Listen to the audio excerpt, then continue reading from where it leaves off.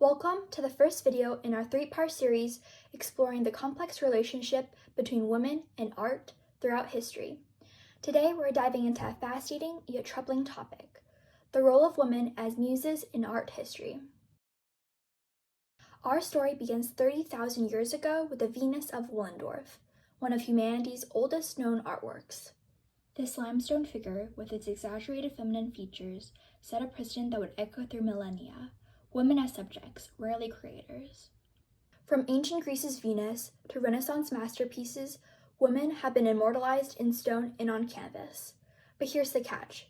While their faces and forms have been preserved for centuries, their voices, their stories, their lives have often remained untold. Let's fast forward to the High Renaissance and one of the most famous muse-artist relationships, Raphael and Margherita Luti, known as the baker's daughter.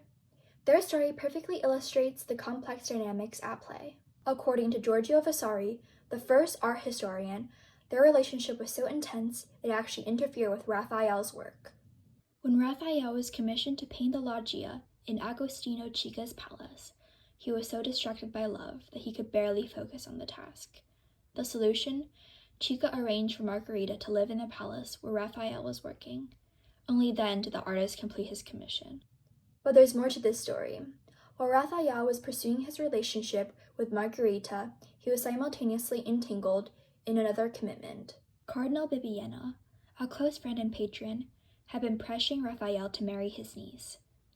Vasari tells us that Raphael, ever the diplomat, didn't refuse outright.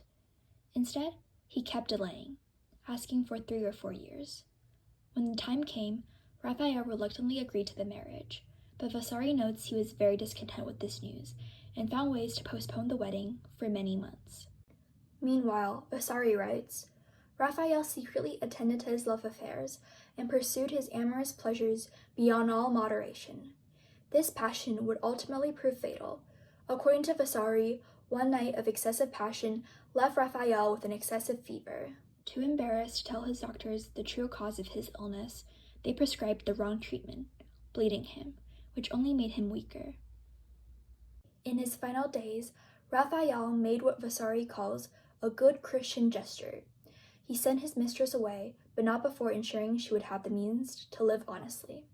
It's a bittersweet ending that perfectly captures the paradox of the muse in art history, both essential to artist inspiration, yet disposable when propriety demanded it. The relationship was so legendary that in 1846, another artist, Ingres, painted Raphael and the baker's daughter, immortalizing their romance.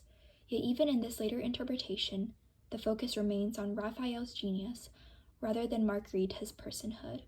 The 19th century French novelist Honoré de Balzac will later cast her in his Splendors and Miseries of Courtesans as a femme fatale, further mythologizing rather than humanizing her.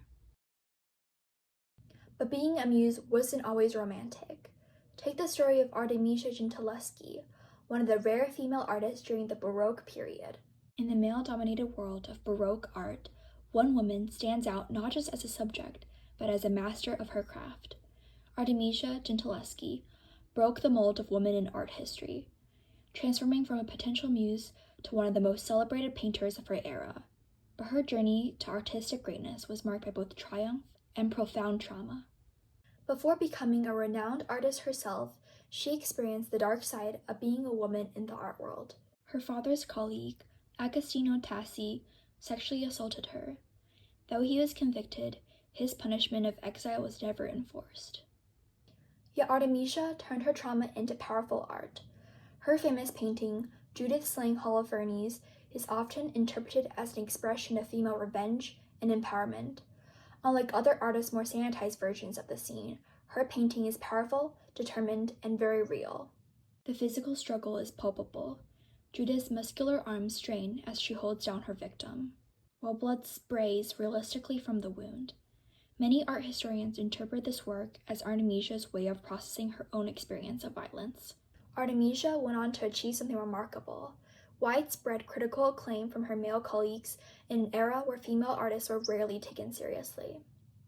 She became the first woman member of the Accademia delle Arti del Disegno in Florence, and received commissions from prominent patrons across Italy and England. As we conclude the first part of our series, we're left with a complex legacy. While these muses inspired timeless masterpieces, their own stories were often silenced or simplified. In our next video, we'll talk about how women began to break free from being merely subjects and become creators in their own right, taking our lead from Artemisia Gentileschi.